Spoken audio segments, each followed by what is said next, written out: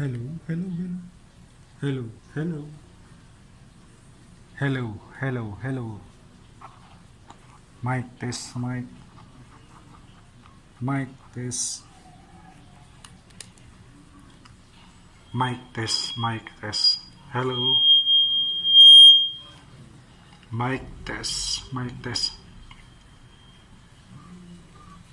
Hello, hello, hello, hello. Hello, mic test, mic test. Mic test, mic test. Mic test, mic test. Mic test, mic test, mic test. Hello, hello, hello, hello. Wow. Malakas. Hello, hello.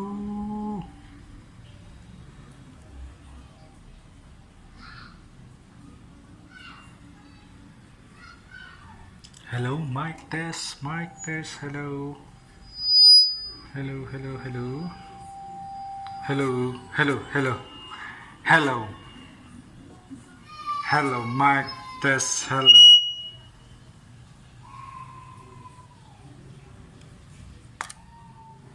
Morbidity at iba pang panganib sa kalusugan.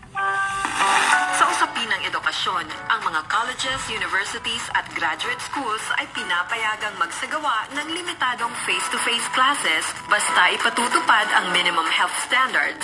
May konsultasyon mula sa LGU at alinsunod sa CHED guidelines. Gagamitin naman ang Basic Learning Continuity Plan ng DepEd para sa K-12 education.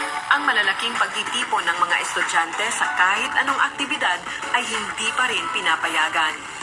Tandaan na sa kahit anong pagkakataon ay dapat ipatupad ang minimum health standards.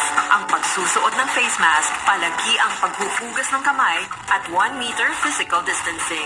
Paalala, huwag tayong makampante. COVID-19 ay nandito pa rin.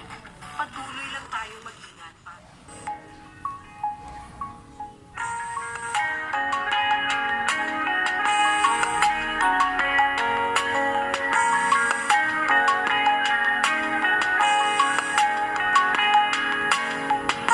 Sa hindi inaasahan, pagtatagpo ng mga mundo, may minsan lang na nagugtong, damang-dama na ang ugong nito. Di pa ba sapat na